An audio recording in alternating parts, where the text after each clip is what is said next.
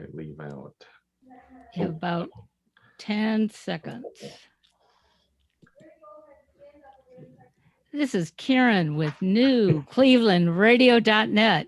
And the funny part is that Paul Seaburn is already laughing, and we are just introducing What in the the world? world. That's right. I was checking my notes and laughing to myself that I don't remember doing this. I don't remember writing these notes. Thank goodness that I can read still. And I think I've got everything written down here. So hi, Karen. Thanks for introducing us on What in the World this week. Another Tuesday, I think we are on It today. is. Yep. So welcome to everybody on YouTube and on podcast and Instagram and hello to John DiNallo down there. Hi, John. Oh, I think John just froze up. He's here. frozen So, again. it's 90 degrees in Cleveland, but John is frozen. He's back. Hi, John. Hi. Oh, he's frozen again. Okay, we'll stop pointing that out. You can figure it out for yourself. But John is here. 90 degrees here, and John is freezing. I'm not sure. Better check the AC, John. Well, I'm back now. You're back. Okay, good.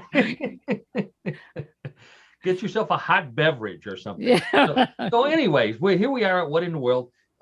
Real news, sometimes strange, always funny. That's our goal. That's our mission statement. That's our motto. That's what we try to do. All of the stories that I talk about are from real news on the internet.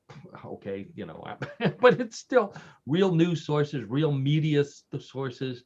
The one thing I always guarantee: no bad news, no political news, no business news, none of that stuff. You want to be depressed? Tune into someplace else. We Absolutely. bring you the stuff. Yeah, that's right. We bring you the stuff that's interesting that you don't hear from any other media sources, and we try to have fun with it.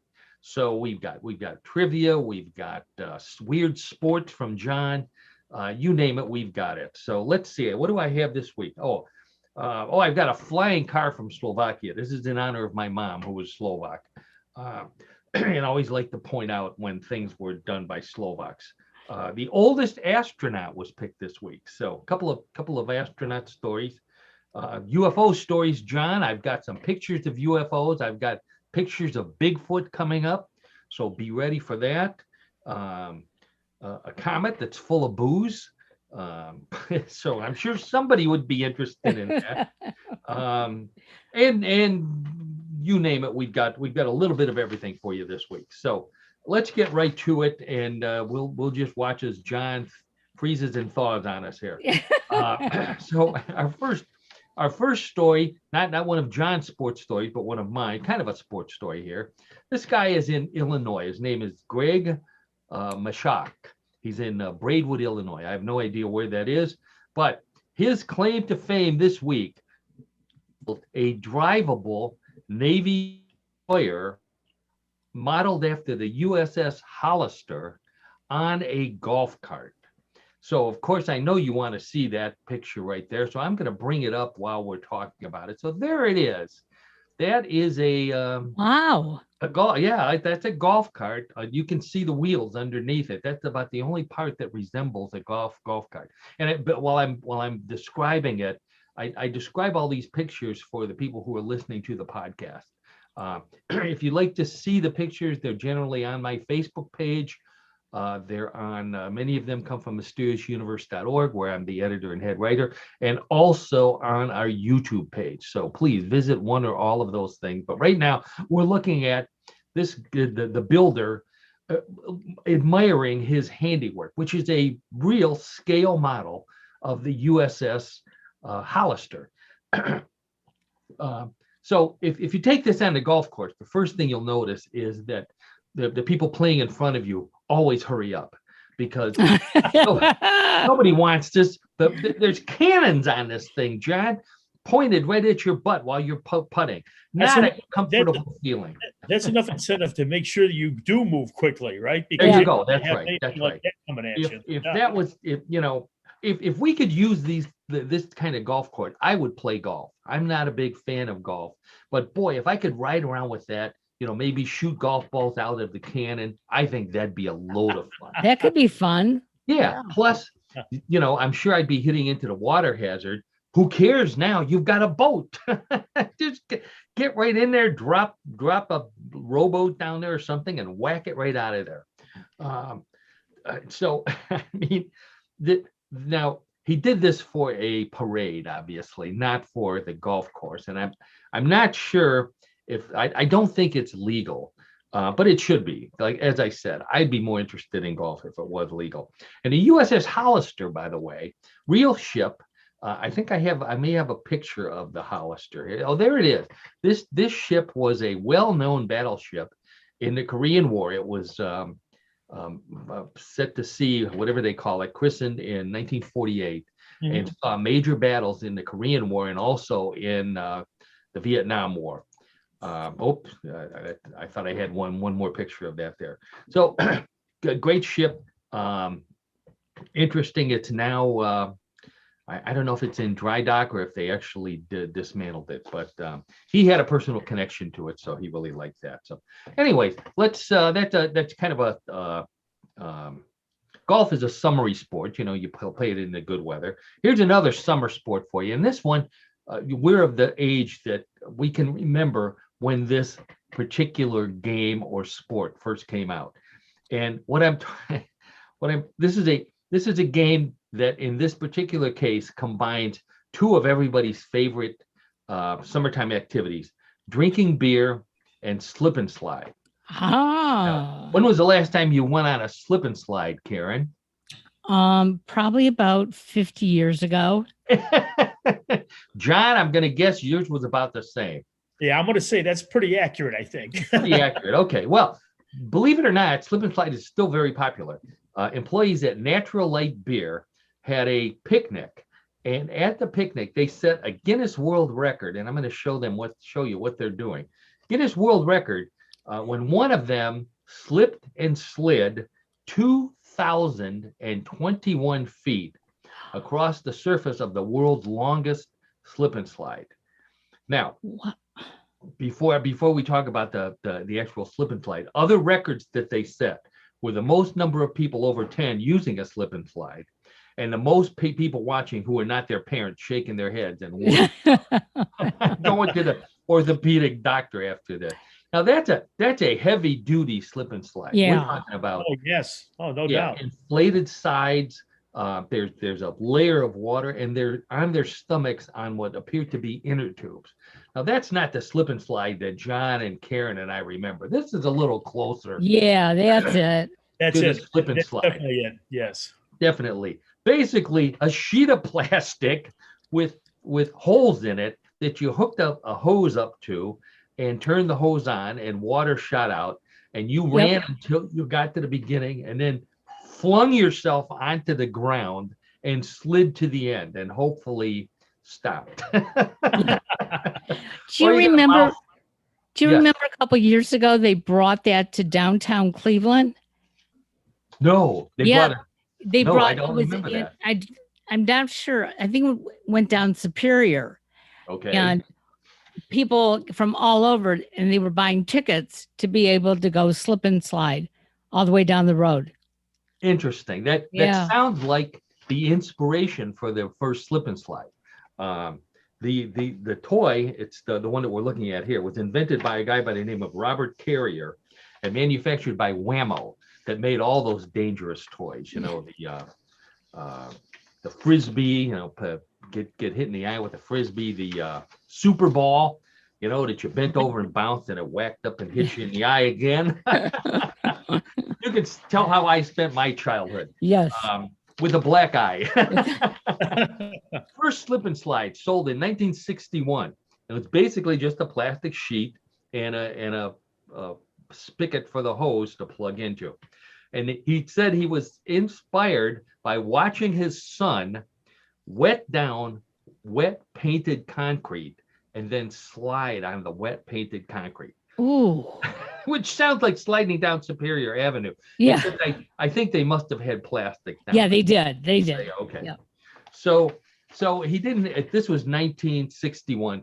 He didn't have any plastic, but he had something that people of our generation will remember. He worked as an upholsterer, and he was able to get a piece of naugahyde. Now, naugahyde was, do you remember what naugahyde was, Karen? Wasn't it like it was supposed to look like leather? Supposed to look like leather. Yeah, That's exactly right, but it wasn't. No. And it really didn't look like it. Yeah, you're right. Invented in 1936, by the way, for that specific purpose. If you couldn't afford leather, you bought naugahyde, and you bought a fake leather couch and stuck to it in the summer. Yep. But here's the thing I didn't know. It was heavily marketed in the 1960s and 1970s by none other than, here's an ad for it. And what they tried to do was they tried to convince people that it was actually the skin of the naga, which was that beast in the middle of this party here. Oh, wow. The ad says, invite a naga to your next party. And there was a huge advertising campaign promoting the naga as a real animal, to the point where it became an urban legend, and people went hunting for nagas, hoping to bag a couch. I don't know. But if you remember that era, there was, if something appeared on one particular show, it became gospel across the country. And that show was Johnny Carson's Tonight Show. And here we have an actual naga on a very, very early. In fact, this was colorized. I had a picture in black and white, but I like the color one. The picture of Johnny Carson with a naga and a lovely lady interviewing between him and the naga. Strategically placed, I would say. Right. Mm-hmm. And then Johnny makes the lovely lady dance, do a go-go dance with the naga. Unbelievable. I just thought that was so obviously it must have taken off tremendously after that. So the guy Carrier, he sold his invention to Whammo. They replaced the naugahyde with plastic to reduce production cost, and the rest is history. And that's all it was. It was a sheet of plastic, water on it, you slid on it, and then you went to the hospital. That's pretty much what happened. And that's 30 million of them were sold, John. 30 million were sold in 1921. I mean, in 2011. So really? they've been popular for years and years. Yeah, I don't know what happened in 2011. Kids were depressed, I guess. There's a reason for it somehow. Yeah. Some people actually modified their slip and slide. Now, this is some college students here who are on the roof of a house, and they are going to slide down into what they're calling a full loop slip and slide. So they do an actual loop to loop. I don't know where the water is coming from on the part where they go upside down. And boy, I hope they have enough speed built up. I don't have a video of that, thank God. So anyways, so let's move on. Now, I mentioned our motto is real news, sometimes strange, always funny. That means no BS on what in the world. However, we may want to consider doing it, Karen and John, and everybody listening out there, because a new study published in the scientific journal Evolutionary Psychology, which I read every week. I'm sure you do. Yeah.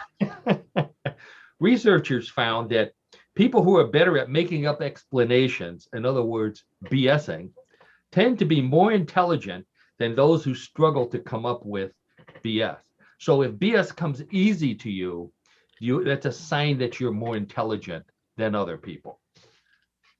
That's it. So I know a few people like that. There you go. Oh. If I say that the study is BS, does that make me intelligent or not intelligent? Well, it depends how you describe that it's BS. I guess that would be it, Karen. Very good. Very good. You win. Too bad we're not playing Bluff the co-host. Yeah, you're right. Yeah. But anyway, no, John depressed already. He doesn't want to be behind in points this early in the show. Oh, boy. So they said the ability to produce satisfying BS may serve to assist individuals in navigating social systems, both as an energetically efficient strategy for impressing others, and is an honest signal of one's intelligence.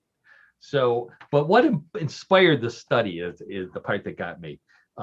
Main Kara Yakubian is her name. She was a graduate student, not in BS. But she found in her classes, and in particular with certain teachers, that they couldn't differentiate between what she calls pseudo-intellectual BS and art speak, which is what art scholars use to describe paintings that nobody can understand. So she says, the more I BS'd on an essay, the better my grade was. Naturally, the research grew on me, and she decided that she would do a study on it. So I thought that was interesting. Now, here's what John, I know, would like to do research on. NASA scientists, I'm going to leave this picture up because I'm going to have to bring up another one right away. NASA scientists were studying data from the comet 46P Wirtanen, which came by 2.5 years ago, and they're just now analyzing the data. And they found that it was releasing an unusual amount of alcohol, both around the comet as well as behind it, which, yeah, alcohol, real, Ethel or whatever her name was, alcohol. Perfect idea for a Star Trek episode, as far as I'm concerned. I can just see the Enterprise seeing this comet, and Mr. Spock saying, Captain, this comet is leaking alcohol, and they will boldly go after the comet after they find out with that bold taste, and the comet will speed up, and the captain will call down to the engine room and ask Scotty, and before he can even say anything, Scotty says, I got you, Captain. we're up to a gazillion warp factors here. Anything you need. So anyways, that's for my Star Trek fans out there. Anyway, so yeah, that's a real story there. The comet was making booze somehow. They haven't figured that part out. Huh. Yeah. So back down to Earth, but still in the flying mode. This comes from Slovakia, as I mentioned. My mom always liked to point out when something came from Slovakia because that was her nationality. Slovakian company Kellenvision flew its prototype flying car. Now, I've talked about flying cars before, and we never see them flying. Right. This is, as far as I can tell, one of the first long distance flights, 35 minutes, that vehicle that I have pictured up here, which looks like a car with wings. I will readily admit. Yeah. Others don't, but this one looks like a pretty fancy car with wings. Would you say, John and Karen? Yeah. Yeah, very much But so. how could you drive it down the street, though? I'm glad you asked that. Okay. As we did during rehearsal. Here's a picture of it. So what happens after he landed, and I believe this uses normal gasoline, which was it's always a sticky point with these flying cars. The wings fold up, and then they fold backwards into like the cargo area. Seat in the cargo area, right? Yeah. And I have a picture of the two of them together, so you can see. There he is going down the road. Okay. Looks like a nice sporty car. Yeah. With a huge weight back, but otherwise, I could see that going down the street and people not thinking that it was a flying car. Right. No word on how long you have to wait for your luggage after it lands, especially if they fold the wings over the trunk. Then how do you get your luggage out? So exactly.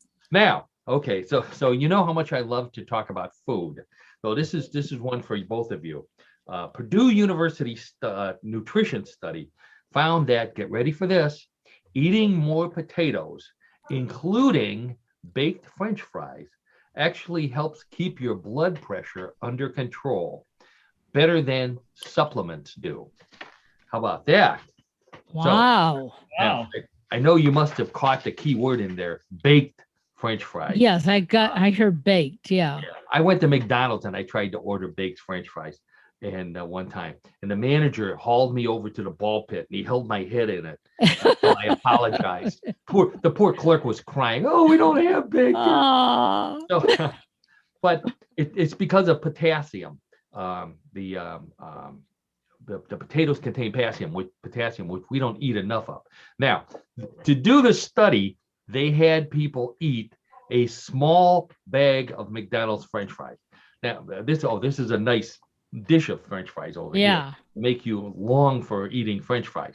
This is a small bag of French fries. Now, no one orders small bags of French fries anymore.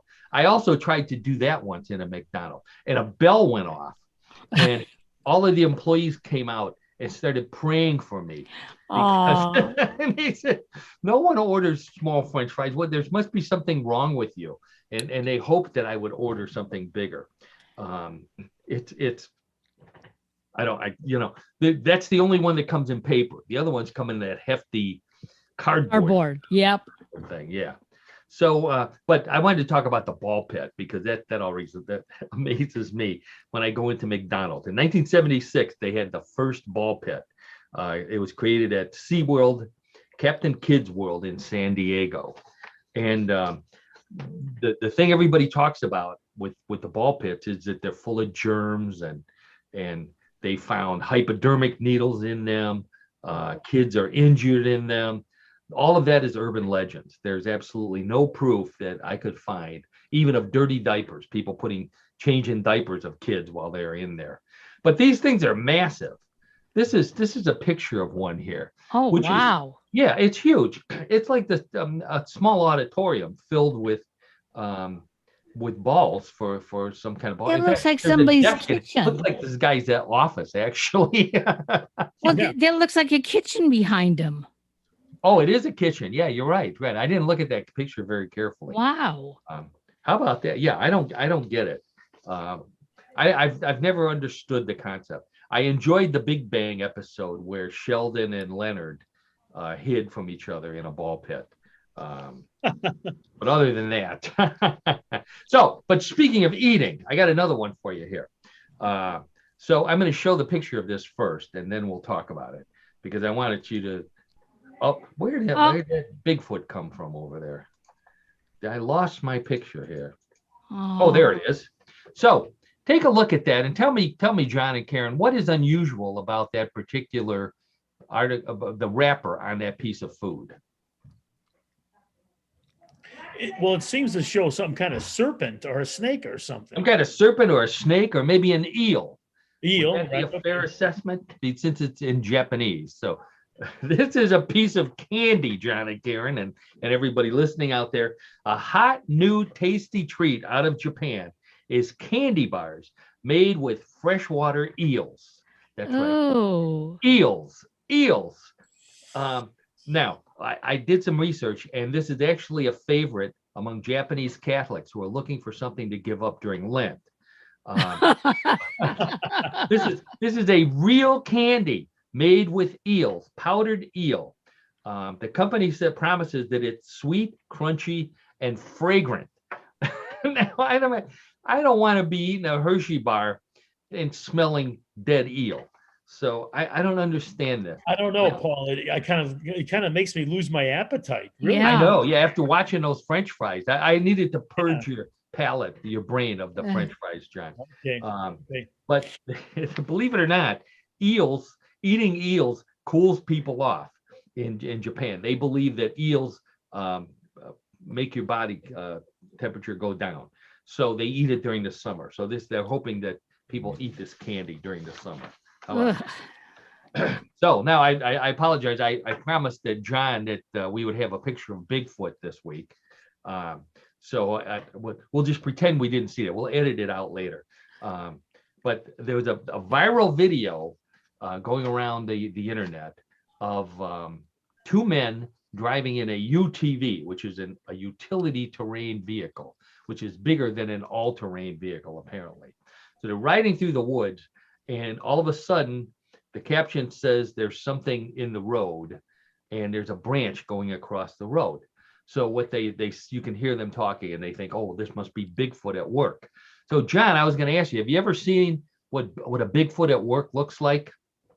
No, I never have, Paul. I can say honestly, I have not. You're going to see one right now. There's a Bigfoot at work. He has a suit on. And he's not fuzzy. Well, he's at work. What did I say? He has a suit on. He's at work. Wow. This is not the Bigfoot that they saw. So as the video continues, all of a sudden, off into the woods, you can see this. Oh, no, that's not it either. Somewhere in here is, oh no, I lose my picture of Bigfoot? I must have. Oh, I apologize. So we'll just have to look at that one. In the woods is a something that looks like a black fur covered creature, which they said was Bigfoot. Now there's some complaints about the picture that for one thing it's only 5 feet 10 inches tall. So the Bigfoot is normally like 8 or 9 feet tall. So they said, well, it must be a human or something. But the thing that I thought was interesting is that a lot of people complained that it looked like the Bigfoot had white feet. And they were saying that the Bigfoot was actually wearing sneakers or running shoes to be able to run and keep up with this UTV.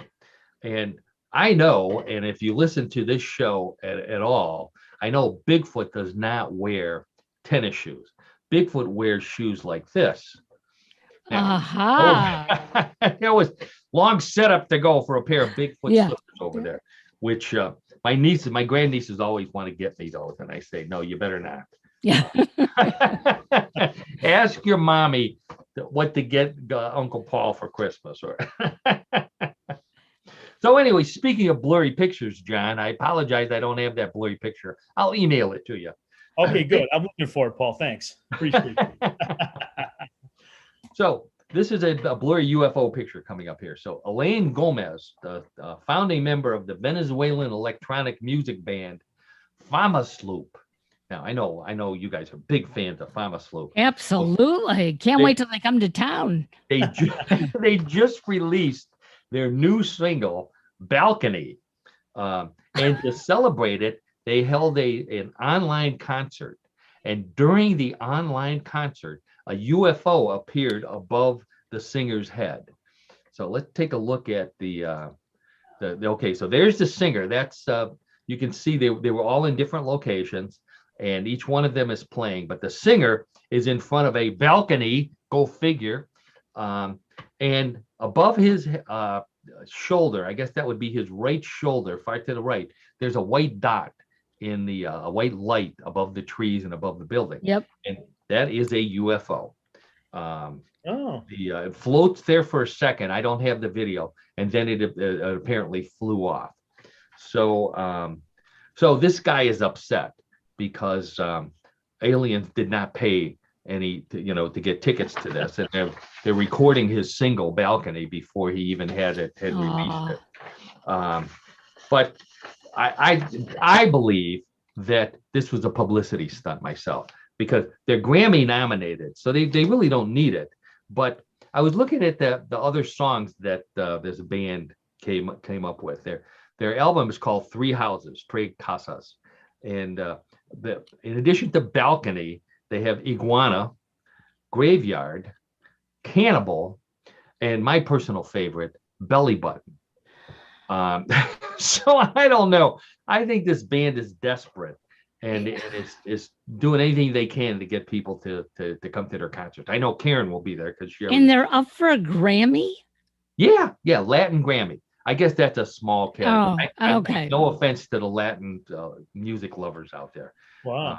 So I'm suggesting they do a new song called Blurry, because I think I have a picture of it close up here. Do I have a? Yeah, there it is. Oh, yeah. Oh. There you go. It looks like. It is clearly unidentified. I'll tell you that. Good, John. It's a good thing this red circle is on the picture. Yeah. Or we wouldn't see it at all. How hard it is. So speaking of space, and this is a much better story here. This week, Jeff Bezos, besides retiring from Amazon, announced the name of one of the people who's going to fly with him on his upcoming flight in July, and her name is Wally Funk. Wally Funk will become, when she flies with him, the world's oldest astronaut. And I said she, even though her name is Wally, because she's a female. She'll be 82. When John Glenn flew on the space shuttle, he was 77. So that makes her the world's oldest. The other connection she has to John Glenn, she was part of the Mercury 13. Now, John and Karen, you'll remember the Mercury 7 which were the first 7 astronauts that each flew solo, of which John Glenn was also one of them. He was the third one in space for the United States. There were an additional 13 American women who trained alongside the men. And I did not know this, even though they found out that they wouldn't be flying into space. They went through all the same training, all the same vomiting and everything else that they had to go through, but they didn't get to go into space. So she's finally going to go up on a Blue Origin, the Blue Origin flight coming up, I think July 20th. Her real name is Mary Wallace Funk. So the Wallace obviously is where the Wally comes from. She was the first female FAA inspector, first female National Transportation Safety Board air safety investigator. She's logged more than 19,000 flight hours in her lifetime, and says she'll fly until she dies. So obviously the lady loves flying. I wanted to put up a, oh, there she is. There's a picture of her right about the time that she was in the Mercury 13, and a picture of her today. Okay. Wow. Yeah, I think it was taken from a UFO. That's why it's blurred. The last couple of days on this lady, as a matter of fact. One of the networks, one of the major networks. Right. Oh, yeah. Yeah. Well, I thought it was kind of interesting. They stole that story from us. Yes, they did. What can you do? You can't There fight you go. softball. So now, speaking of UFOs, I wanted to talk about this. I'm going to take this picture down for a second here. I did a story on Mysterious Universe this week, which was very popular, and it was about the fact that Americans and the British both believe more in UFOs and aliens than at any time in history. They just the belief level is off the charts, but they believe in different things, which I thought was interesting. So Americans believe that the 2/3 of Americans believe in UFO. They believe that they're from another planet, that there's aliens in the UFOs. 65% of them that would be 2/3. 51% believe that the UFOs that all these military guys have been seeing are proof that they're from aliens, because they're flying around ships. So in the military, so they. From this is this Pew Research, which is a big research firm, non-denominational. No, wait, it's nonpartisan. I don't know, whatever it is. They're Nonpartisan sounds right. There you go. They're legitimate. They're a legit organization. Half of Americans think that they're no threat, so the UFOs are not a threat. 1/3 of them consider them a minor threat. However, they don't necessarily believe that they're friendly. 74% say they're either not friendly or hostile. Only 17% think they're friendly. So it's not like, little ET passing out Reese's Pieces. They want to proceed with caution, but they don't say what to do. I thought that was the interesting part, that Americans don't say what they would do if they met aliens, if they landed in their backyard. The British, on the other hand, are prepared for anything. World War II had them prepared to survive anything. So in celebration of World UFO Day, by the way, at the second, we get a chance to. We did, Karen. I don't know if you remember. I think we celebrated World UFO Day a couple of times when we were doing the show from Joe Max, the donut shop. So anyway, so this poll in the UK, by one poll, 60% of British feel it's only a matter of time before we have an alien invasion, and 80% of them say they have a plan if they come.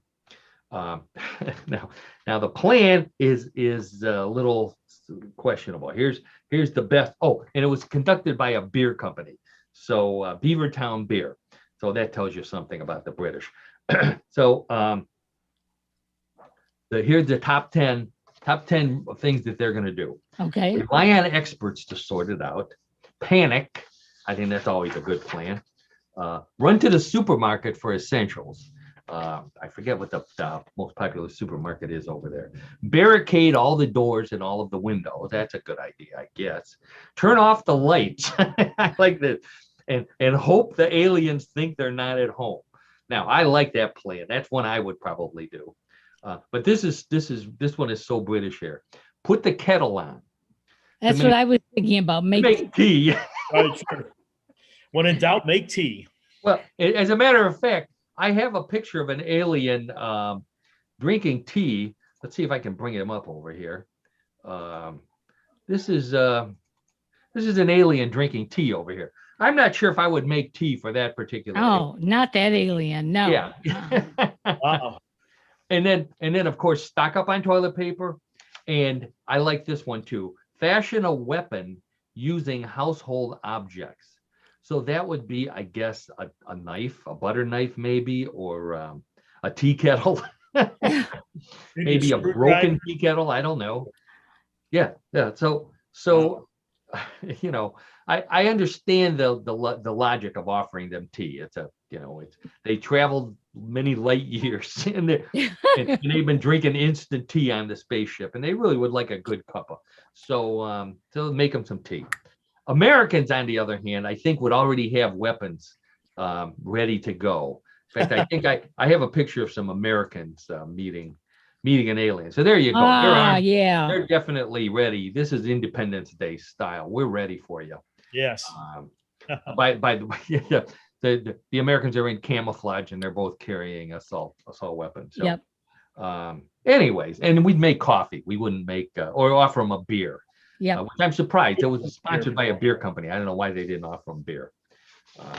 Really? But that's just me. I wasn't running the study. So anyways, I thought that was some interesting UFO stuff there. I'm going to bring that down here. And let's talk a little bit about sports with John DiNallo. What in the world of sports? Now, every week, as our regular listeners and viewers know, I asked John to come up with a strange sport that fits our what in the world theme. So we can say, what in the world kind of sport is that? Or as Karen would say, who in the world would play something like that? I say that. And I always give John a caveat. If at all possible, make it a sport that we could participate in. Maybe in the backyard or for a picnic, or in the privacy of your bedroom. I don't know where you might do. Depends on the sport, I would say. So I give that challenge to John. Every week he comes up with an unusual sport that often we can participate in. So John, you got the challenge this week. What did you come up with? Well, I've got good news for you, Paul and Karen. Good news. Okay, I like good news. The good news is, Paul, you and I and Karen also could participate in this sport. Oh, I like it. Wow. Okay. Sport. And we have to go over the pond, though. We have to go across the pond, I should say. We have to go to Europe, and we have to go to Germany, because the sport this week is Kostenlauf. And Kostenlauf. Okay, say that slowly. Kostenlauf. All right. Kastenlauf. Sounds German. Sounds German. Okay, I have a feeling I know what's coming next. Well, it's beer crate running. Now, think of the Germans. Think of the Germans. Okay, they're without a doubt the pioneers of organized beer drinking recreation. Wouldn't you agree? They have thought of so many ways to consume beer that you could organize an Olympic committee to oversee the activities. Okay. So Kostenlauf, or beer rally, as it is referred to in German, means beer crate running. Beer crate running. Okay. And beer crate running. Describe that for us, John. Well, I think I have a picture of it. You may have. Go ahead. Okay, but it exists because you should not have to choose between the benefits of drinking or fitness. But you have to choose. Good point. Good point. That way you can drink and you can be fit. So it's practiced. Now listen, the sport is. I love the logic, John. Okay. In the top German-speaking regions of Germany, Austria, and Switzerland, and it consists of teams of at least 2 people racing to a finish line while carrying a crate of beer at the same time. So if you can't imagine that, I do have a picture of 2 guys. Actually, they appear to be running uphill. And Yes. both- Yes, they are in that picture. Yes. yeah, each one has a hand on the crate, and the other hand on a beer bottle that they're Guzzling. guzzling as they Yeah. run uphill. Okay, Now, I can't quite make out the brand name. I can't either. But each competing team must consume all of the beer before crossing the finish line in order to be declared a winner. So The length. it's been a while since I bought beer by the crate, but Yeah. I guess I'm gonna guess that's at least maybe 20, 24 bottles worth of beer. I think a case is typically 24. I think Holy smoke! in the U.S. anyway. But the length of the routes vary in distance between 5 kilometers and 12 kilometers, or 3 to 8 miles. Now I have a picture up here of guys that look like they're in fairly decent shape, running with a case of Beck's beer. So There's 3 of them drinking the beer. It has to be at least 2, Karen. At least Oh, two. I see. I see. At least 2, right? I think the other guy is their coach. And Yes, that looks like it. Yep. Well, he's not carrying anything. Right, right. So anyway, but here's the point. The teams are required to retain all of their bottle caps as an anti-littering measure. Oh, of course. Yeah, you wouldn't want them to be littering while they're. Where do they pee? That's what I want to know. Are they allowed to stop? I think when the spirit moves you, I think you can. I would hope anyway. But, When the spirit moves you. Holy smoke, there must be 4 puns in that statement right there. that was my interest in saying that. But anyway, but the good news is there are rewards at the end because there are trophies that are awarded to the winning teams. Trophies, So, all right. You know, What better reason to drink and run than trophies? there are 3 prominent strategies on the best way to win the race. I want to point out before you get to the strategies, John, that this is a serious activity. I have a poster up here which says Kostenlauf, because Germans are awesome. You shouldn't have to choose between drinking and fitness, which John said before, apparently is the sport motto. It is. Wow. It is. It is a sport motto, Paul. You're right. Oh, but to going on to the strategies, there's 3 main strategies. The first strategy is to do all of the drinking up front so that you don't have to carry a heavy crate the entire length of the race. Okay. Okay. So Which drink kind of 20. Each guy drinks 12 and I think women can participate in this sport, I'm Yes, assuming. yes, they can. Yes, they can. Yes. Yeah, To my research. So each one drinks 12 bottles, and then they walk how far? 12 kilometers? Well, it's 3 to 12. The distances vary on the race, but it's at least 3 and could be as many as 12. That's 8 miles. Wow. The second, 8 miles on a full tank of 12 Yeah. beers. Okay. Oh, boy. So the second strategy is to run. I can see these guys ducking into the cornfield next to them. But the second strategy, Paul and Karen, is to run to the finish line while you can still run, and then drink the beer at the end of the race just before you cross the finish line. Now, So that's a strategy. That's a good strategy. Those guys, those are people who are in shape, right. For running, but not for drinking. So Well, correct. Or the most popular strategy is creating a combination of running and drinking at the same time and at a pace that the contestants are capable of doing in order to actually cross the finish line. Wow. so they train for this. Yeah, we do. Yes, they do. And as you can see from these examples, there are several ways to skin a cat, so to speak, or to win a Kostenlauf race. Oh, wow. Very good. Hey. Oh, look at this. We even have here's some female players. Some ladies. Okay, very good. Very good. Now, the hilarious. So this obviously somebody thought of this a while ago. What's the origin of this sport, John? Here's the origin, Paul. The hilarious game of lug and chug, as this also referred to, originated in 1982 in Munich, Germany, where both heavy lifting and heavy drinking are doctor-prescribed activities. That's what I've discovered. Really? You gotta love a public health system. Exactly. Now, speaking of the city of Munich and beer drinking, unfortunately, on May 3rd of this year, city officials made the announcement that the 2021 Oktoberfest will be canceled. Oh, no, which is where they would be participating in Klaustenhofen. What? Yes, they would. Wow. In announcement- fact, here's Karen, this is what they would be missing here, coming up on the next slide. This is what they're missing because they canceled the event. So you can see the females apparently participate in bathing suits. So I don't know. This is obviously the team, the crowd favorites right here. I won't make you look at that. I'll bring up another one here.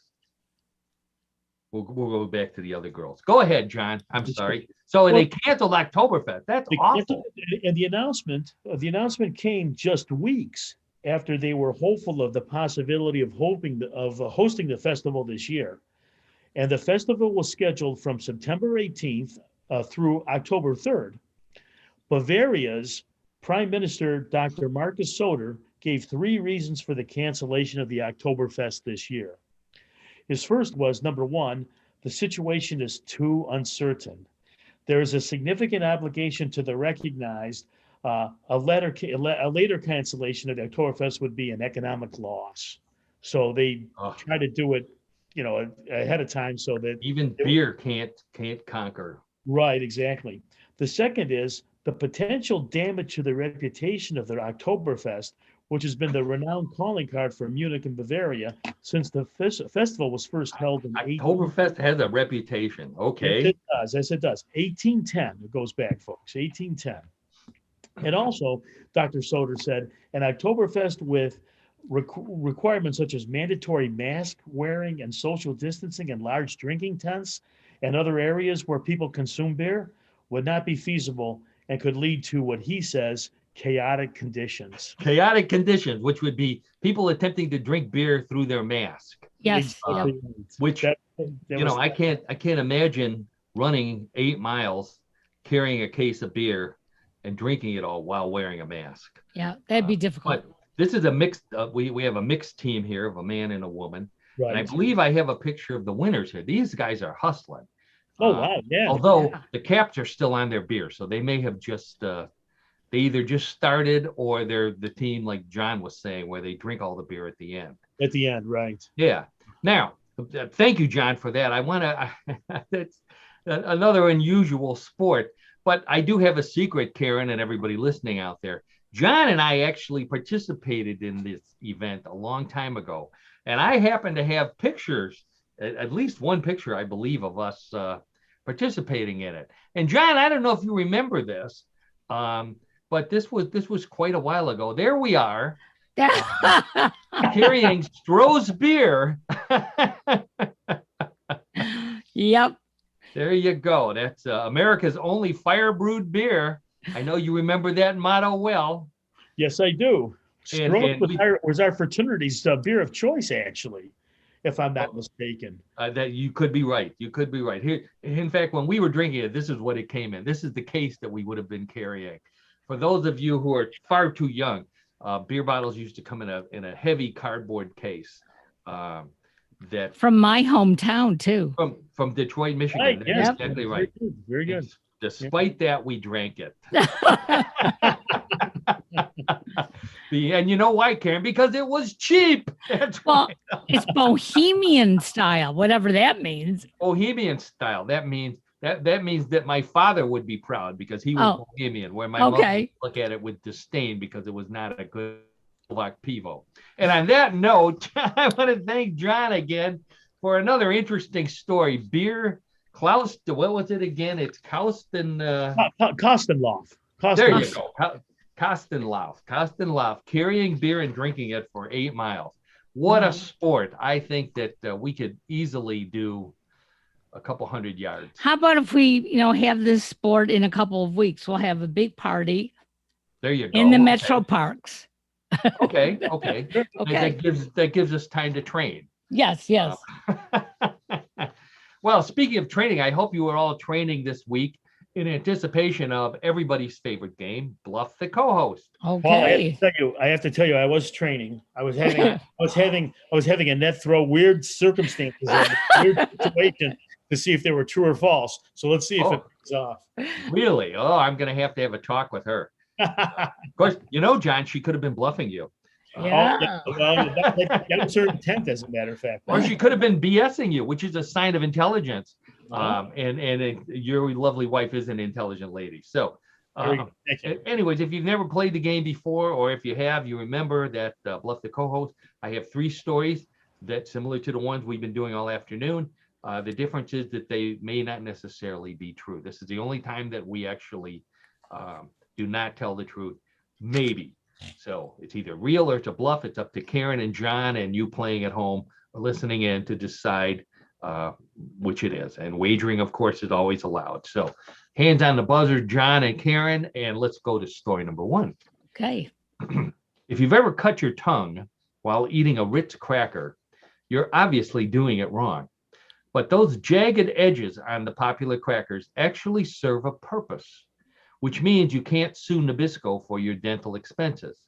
The company recently released a video explaining the secret reason for the sharp edges on a Ritz cracker: cheese slicing. That's right. If you lay a slice of your favorite fromage on a plate, you can roll a Ritz cracker over it, and it will nicely slice the cheese into pizzas suitable for snacking on a Ritz.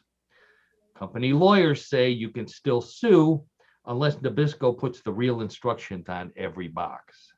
So the purpose for the sharp edges on Ritz crackers is when you're in an emergency and you don't have a knife, you can use them to slice your cheese. Karen, real or bluff? Well, I like Ritz crackers, and I'm trying to. I don't remember them being that rough on the edges. Maybe you're buying knockoffs. No. I only buy the real thing. They're not Rutz crackers or No. Skips. No.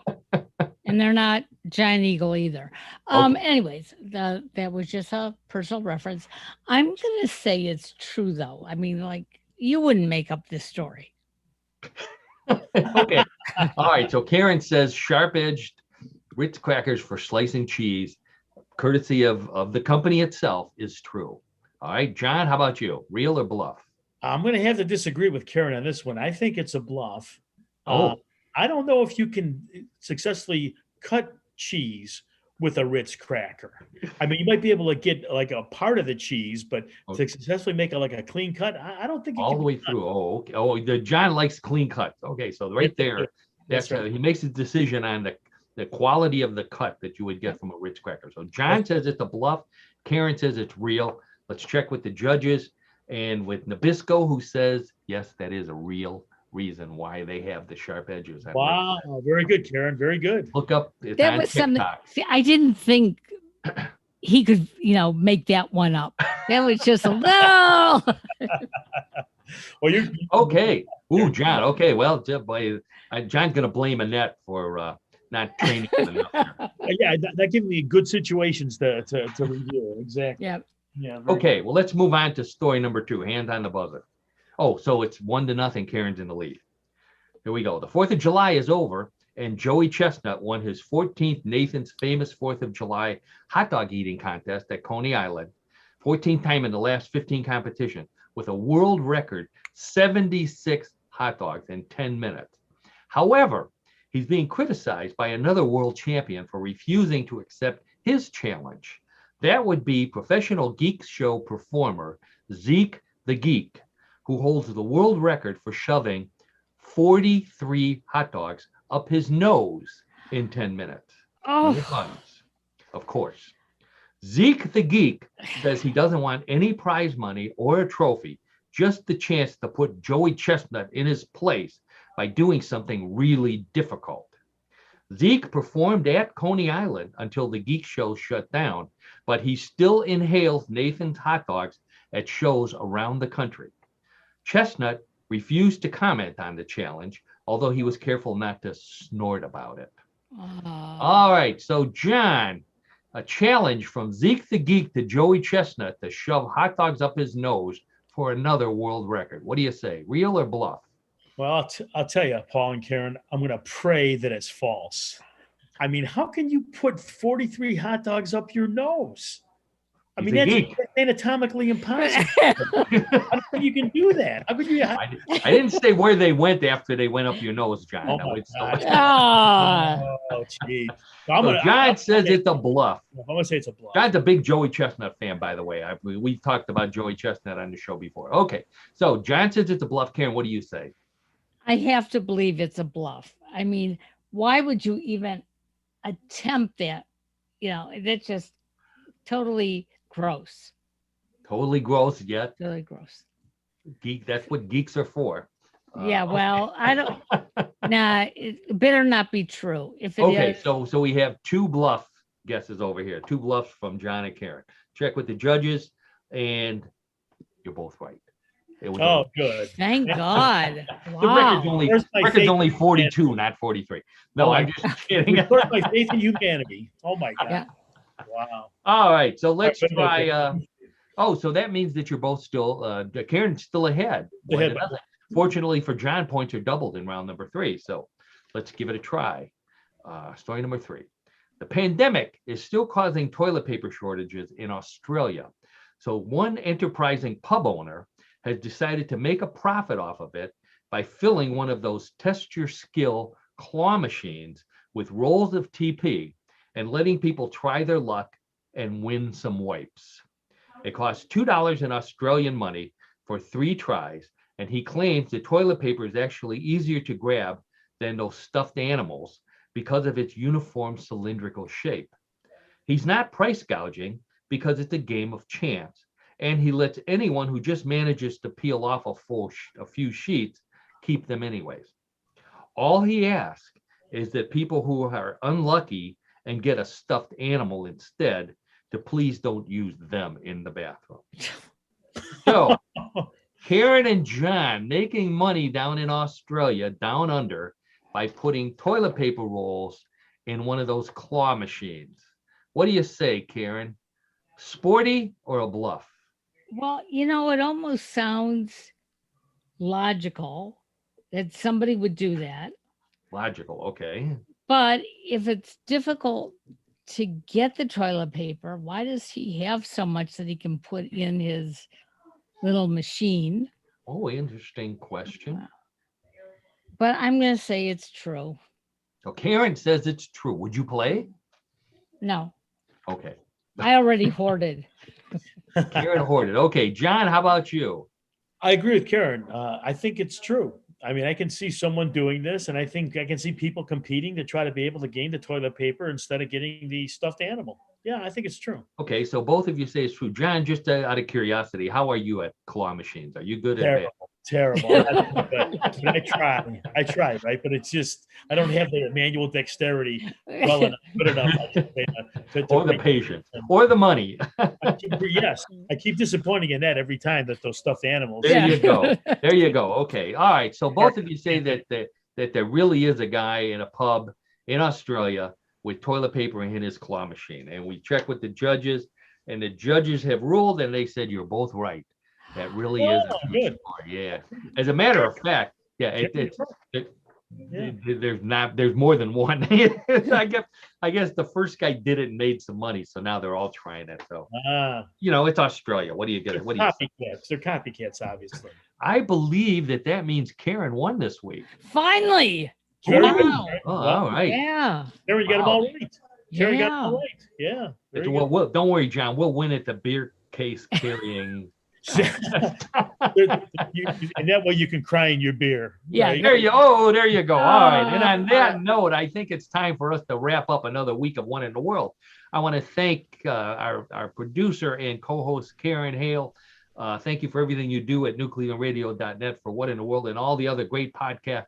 Please go there, download them, listen to them. They're all free. You can't beat that. And you'll have a lot of fun and you'll learn something too. And as always, I thank my old friend John DiNallo for another great sport and color commentary and skepticism as always. So John, thank you. You're welcome, Paul. Thank you. And I believe we will see everyone same time, same channel next week. Next